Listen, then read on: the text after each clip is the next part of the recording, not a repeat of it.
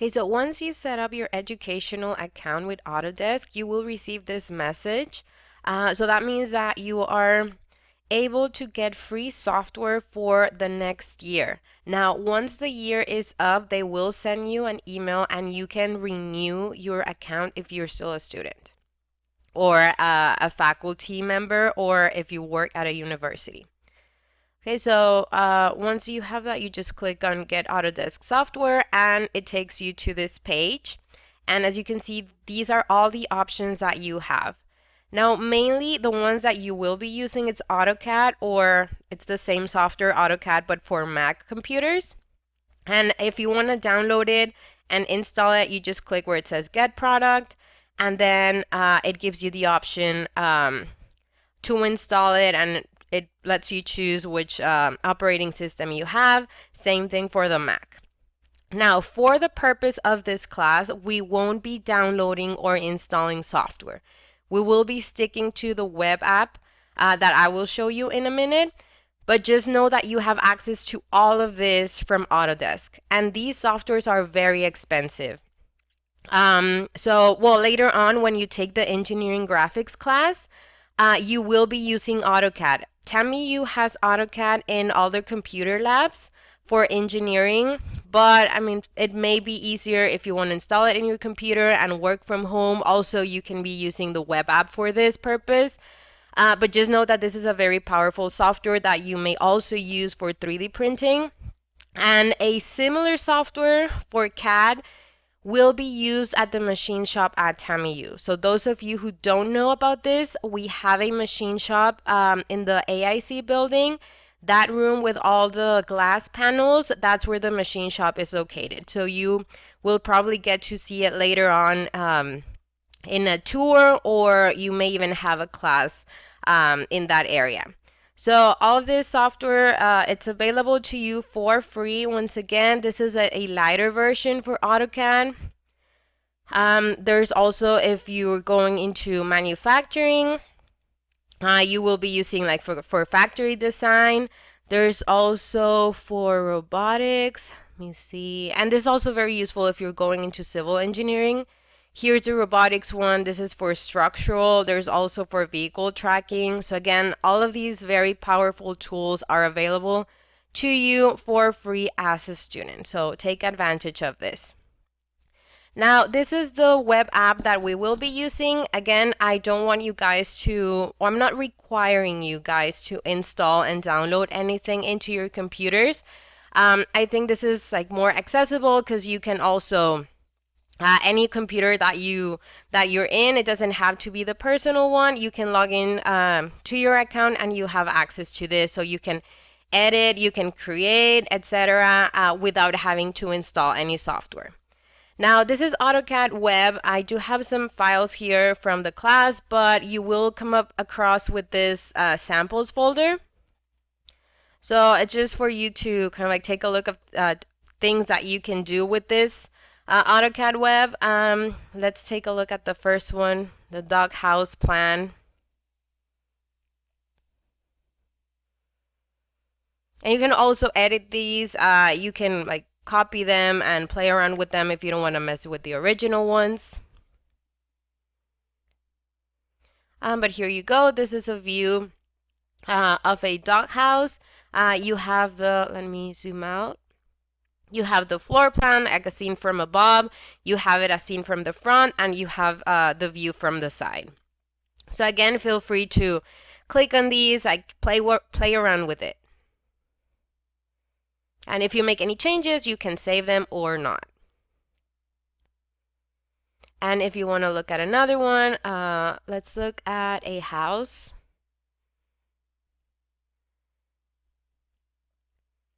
And as you can see from the house, it's also like a top view from the house. It has the measurements. It has even some texture added, some color added. So yeah, feel free to explore everything that AutoCAD Web has to offer. And also, remember that this is your account, so you organize it the way you want, so you can create more folders. Again, these are just some files that I have for the class, but you can create a new folder. And if you are going to be creating or starting a new project, you click on where it says new drawing. And then you just name your drawing and click on create.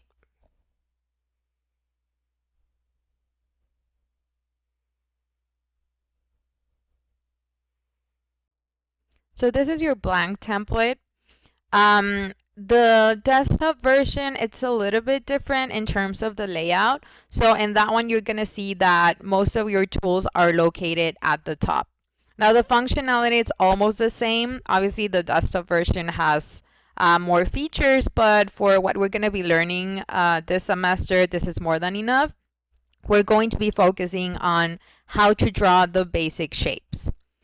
So as you can see, you have a red line here at the bottom. Okay, so that means that that's the 0.0. And I am just going to zoom out a little bit. You can do that with your mouse. And you can see you have the green line and the red line at the point where they intersect. That's your 0, 0. Okay, so we're going to start with drawing a line. There's different approaches to this. And as you can see, you have your draw section over here. You can choose to click on the line, but also a shortcut would be typing in the command line letter L. So you can see, you see the option for the line. You click on it, and then it's going to ask you to specify the first point.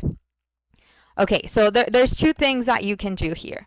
The first one is just take your cursor over here and click on any point in the template. Okay, and as you can see, you have your first point already there. And then you can go ahead and say, and the good thing is that you can see the angle so that you know that you're not drawing your line crooked.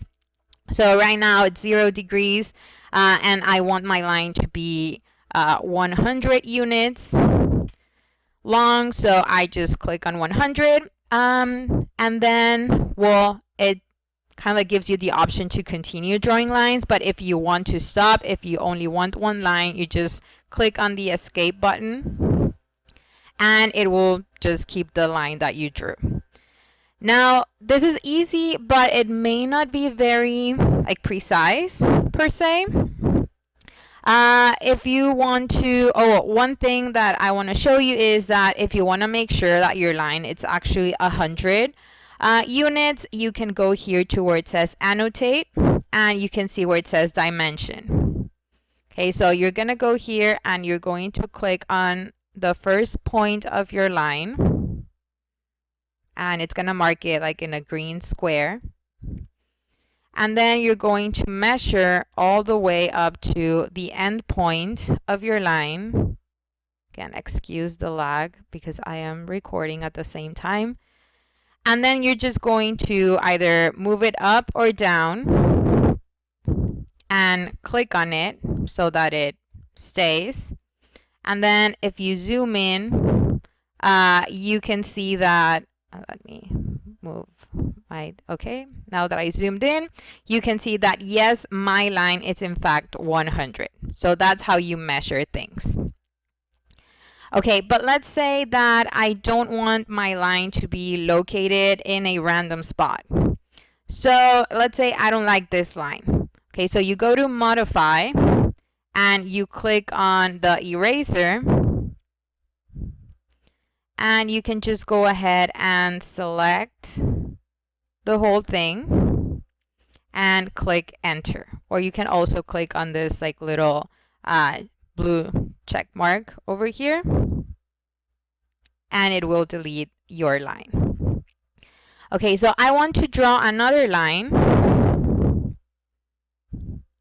but I want it to be in a precise location. So I want my line to be at the very 0, 0 coordinate of my template. So if I do that, note that your line is coming out from the intersection of the green and the red lines. So in this case, I want to do a 45-degree line. Wait. There you go. And I also want it to be 100. So I click enter, and there you go. You have your line. And now, again, if you want to continue drawing lines, I want a horizontal line after this. And I also want it to be 100. So you just like place it at 0 degrees and you have your second line and so forth. You can continue drawing lines, as many as you want. And once you're ready to stop, you just click on the escape key in your keyboard. The next shape we're going to be drawing is a rectangle. So you can see the shape right here and click on it, or you can also type in the word rectangle in the command line. So let's go ahead and click on the rectangle shape. And in the command line, it says to specify the first corner of the rectangle. So let's say we want to start right where we finished our second line. You can align your cursor to that endpoint and you will see this little green square. That means that they are aligned and that it will start right at that endpoint. So once you have them aligned, click on your mouse and it's going to give you two options. The first one is to specify the opposite corner of the rectangle or to enter the dimensions. So let's enter the dimensions. Okay, so let's say I want my rectangle to be 50 units in width, but don't click enter just yet, because if you click enter right now, it's going to give you a height of 72.541, which is the point at where I have it right now. If I want to enter both dimensions, you have it indicates right there that you must hit the tab button.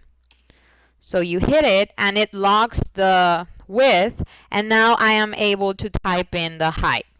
So let's say I want my height to be 100. I click on it and I have my rectangle. Now if I want to like actually measure my rectangle to make sure that it's 50 by 100, what I do is, again, I go to annotate, I click on dimension, I make sure that I align my cursor to the endpoints. So I'm going to go ahead and there you go. Both of them are aligned. And you just move it a little bit up. And you can see your 50 right there. And now I also want to measure my height. Excuse the lag. There you go. It's 1 point, and my other endpoint over here. Make sure that they are aligned. If not, your measurement will be different. And you can see it's 100. Now, if you're happy with this, and now you are ready to remove your annotations, go ahead and click on Modify. Click on the eraser and select both measurement annotations. So they're going to become like lighter gray as you select them. Okay, so now you have selected both, and when you're happy with your selection, you just hit enter and they will be gone. Now let's draw a circle. I am clicking on the circle image, and it gives you several options for drawing your circle. So you can either specify the center point of your circle and then the radius or the diameter, or it also gives you the option to specify 3 points. That's the 3P in the command line. Then 2P, which are 2 points of your circle. So let's say you want your circle to touch 2 points of like 2 other lines or 2 other shapes that you have, or 3 points. And then the tangent radius. We're not going to get into that. So right now we're just going to go with the most basic ones. So let's specify the center point, and I want it to be here in this corner of my rectangle. And then once you click on it, it says specify the radius, which is what I can type in right now, or I can also change it to the diameter. But let's go with the radius right now. So I want my my circle to touch the other side of my rectangle. So we know that the width of the rectangle was 50, so therefore the width, I mean my radius for the circle should also be 50 if I want them to touch. So I can just move the cursor to that point, and if you just want to verify that you're touching it or that it's an exact measurement, just go ahead and type in 50 right here and hit enter. So now you have your circle with a 50 unit radius. Now let's draw another circle. Type in circle here, and again it's asking to specify the center point. I am going to go with the same center point. Okay, but this time I want to do the diameter instead of the radius. So what you can do is go to the command line and hit where it says diameter, and now you can enter your diameter. So now I want my circle to touch this other side of the rectangle, this other corner. So we know that my rectangle had a height of 100. So I want the diameter of my circle to be 200 because of that, because the radius will be 100, but I am working with diameter. So I go ahead and type in 200 here. And there you go. You have your circle that has a diameter of 200 or a radius of 100. Now let's pick one of the other options. So let me type in circle. And instead of specifying the center point, I want to go, let's do the 2 point. So you go ahead and click on where it says 2P. So it tells you to specify the first endpoint of the circle diameter. So let's say I want my diameter to start here, and I want my diameter to start over here. I mean to end over here. So you go ahead, you align it, and again, well, it's a 100 unit measurement because that's what the measurement of my line was. So you click on it. So now you have your 2 points for the circle. And let me erase this one.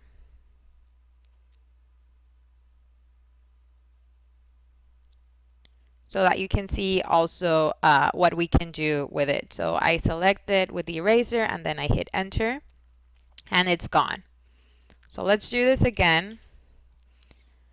Let's say I want my circle to be touching this corner right here where the 2 lines intersect, but I also want it to touch this other corner right here. So again, let's go with the 2 point. And I want my one part of the circle to be touching this part right here, where that's where my diameter starts. And I also want it to end over here in this intersection. So make sure you align it correctly and hit enter. So there you have it.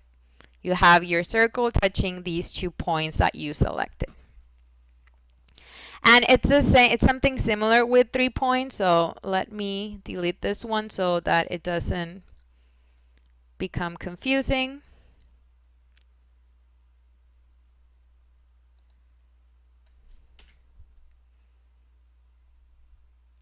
Okay, so for 3 points, so I'm going to type in circle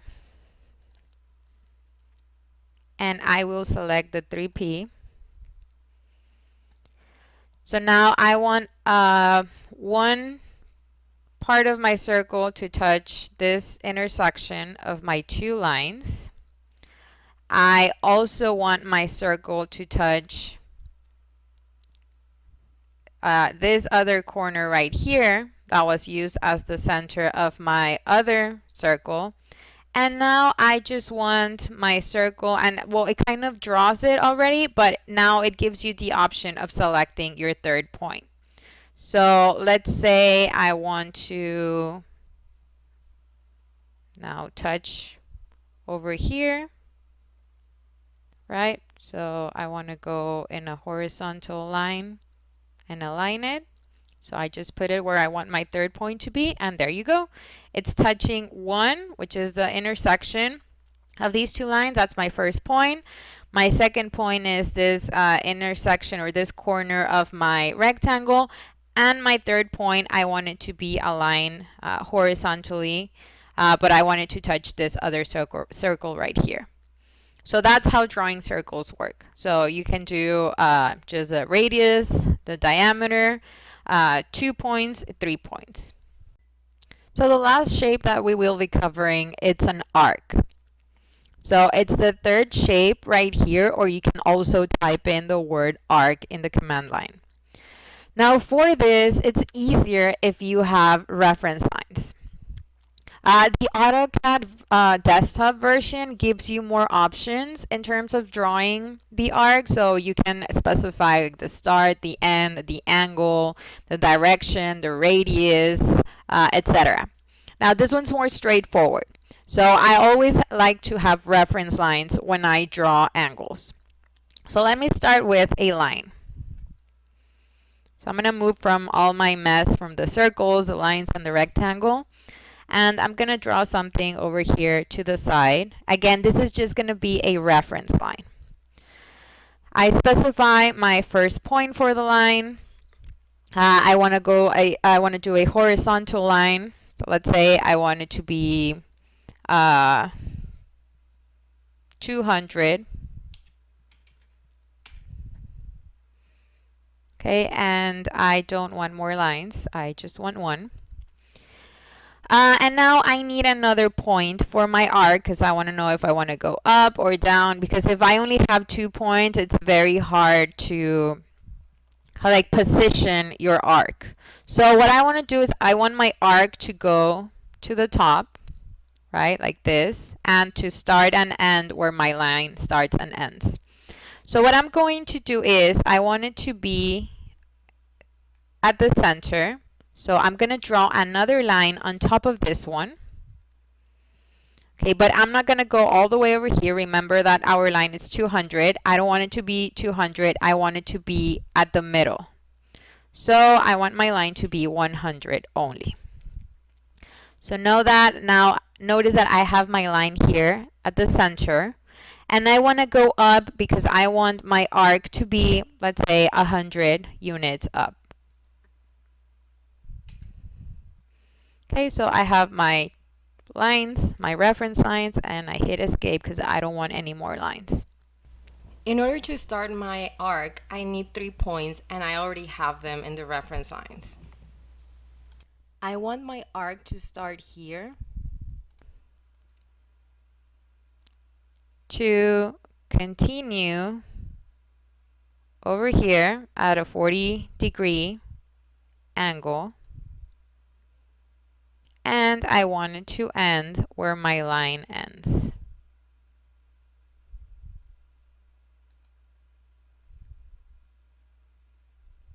Okay, so I have half a circle because I did it.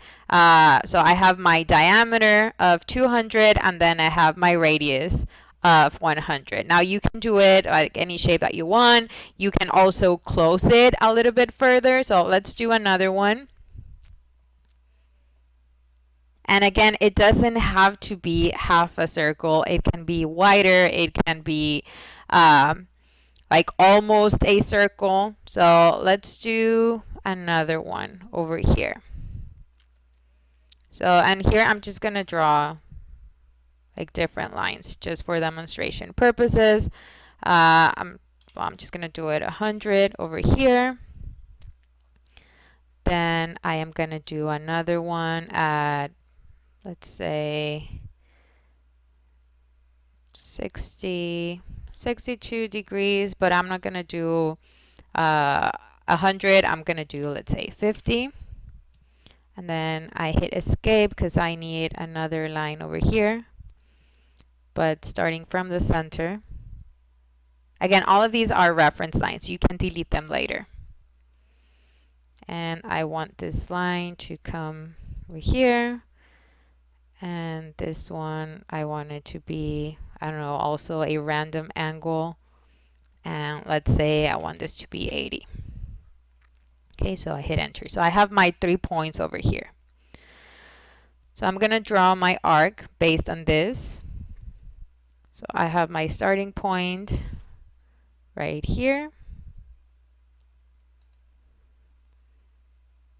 Then I want this point over here. And now I want this point over here.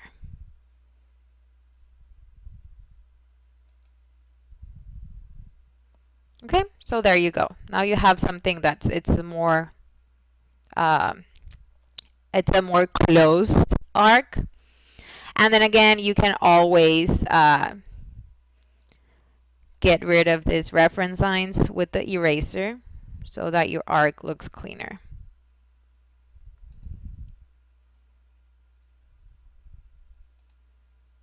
So here I had 3 lines, and over here I had another 3, but note that this one's on top of the longer one. So now my arcs look cleaner, but just remember that using reference lines, or maybe you already have points in your drawing that you can use as a reference point. But using lines always work for me, so it's like a little hack. And I encourage you to play around with these modify options. A useful one would be, let's say, mirror. So let's click on it. And then it asks you to select the object or objects that you will be mirroring. So in this case, I am just going to go with my arc. This one right here, I select it, I click enter. And then you pick the point where the mirror line will start. So it would be kind of like a 360 mirror. So I want to go to this side right here. And now you're going to see what the end line or the mirror line looks like, right? So everything comes out from that point that you chose. So let's say you can even, since that was half a circle, you can close your circle if you go horizontally. Or you can also go to this other side, so you can mirror it to the right. Now in this case, you cannot go to the left. If you want to mirror the image to the left, you should have chosen the other endpoint or the start point of your arc. Okay, and it doesn't only, and well, once you're satisfied, you just click on enter. But let me show you a variation, because it doesn't only have to be one image, you can mirror multiple. So you can mirror your entire drawing if you want, and that's useful in some cases. So let's say I want to mirror these two. Okay, and same thing, I want my starting point to be, you hit enter. I want my starting point to be this same point right here. And notice that now you're mirroring both the arc and, well, the other closer arc. And you just go around that point that you choose with your line. Okay, so let's say I want it to be like this. I want to close the circle, and I wanted the other one to be like my half circle or arc at the top. So you just click on the endpoint, and there you have your mirrored image. Okay, so 2 other very useful modifications that you can do to your existing shapes are rounding the edges or fillet, and also flattening them, or like creating a bevel, or what we call chamfer. So in order to do this, I am going to start by drawing a rectangle.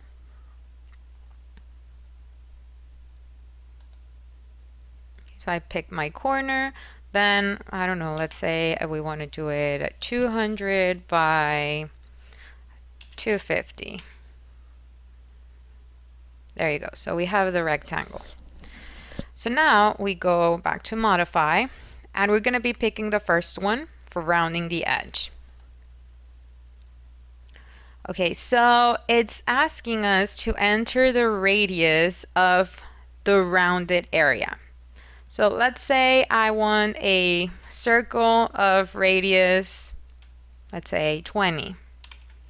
So you type in the 20, you hit enter, and then it's going to ask you to select the first object, so the first line, and then select the second object.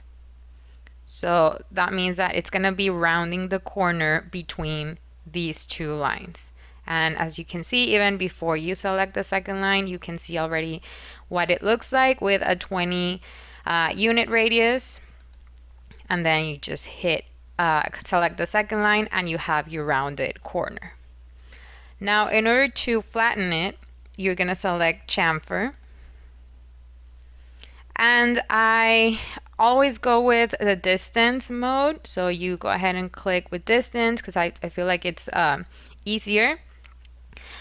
So that means that you're going to specify the distance. I'm going to be doing this corner right here at the bottom. So you're going to specify the distance, let's say going up the line of the first line that you pick, and then you're going to specify the second one, like where do you want your angle located. So let's say I want the first line to be at 20 units. And then for the second line, I don't know, for the purpose of this, I'm going to double it. So it's going to be 40. Then you're going to select the first line. So this is the one where I am going to go up 20 units. And then the second line where this is going to be applied to, and you can see that it's already kind of like drawing the angle right here. So you hit enter and you have your bevel right here. And notice that, yeah, this was 20 and then this one right here looks like it's doubled, so it's a bit longer. Okay, so one last tool that we will be learning in this course is copy. So you're going to go ahead and under modify, click on where it says copy, or you can also go ahead and type in the word copy in the command line. Next, you're going to be selecting the shape or shapes that you wish to copy. So in my case, I want to do the rectangle. Once you have it selected, you hit enter.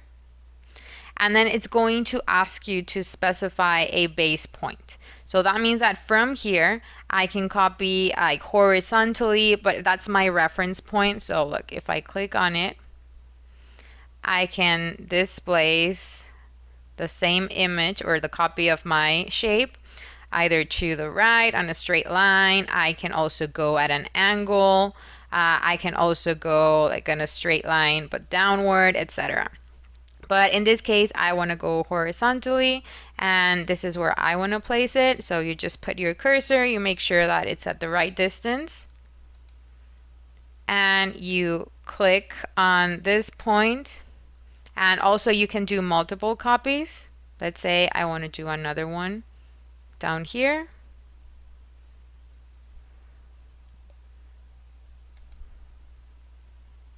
Okay, and yeah, I don't want to make any more copies, just like that. So I hit enter. And there you go, I have the 2 copies of my shape. So I encourage you to explore and more of these tools, shapes. There's a lot more that you can do with AutoCAD. For now, these are just the basics. Again, you will have to take another course where you will learn this more in detail. And also you have all the access to the Autodesk tools. There's also videos, tutorials that you can access through the Learn Lab. So yeah, there's a lot of materials that you get with this student account. Just one last thing, once you have all your drawing and it's in a good place, or maybe you want to continue working on it later, go ahead and click on save over here at the top. Okay, and once you click on save, you can go back to your home page and you will see that your file's in the list. So you can go ahead and click on it and access it again and continue working on your project, or you can create a new one. You can share it and you can also print it, editing it. Thank you so much for your time, and if you have any questions, do not hesitate to contact me.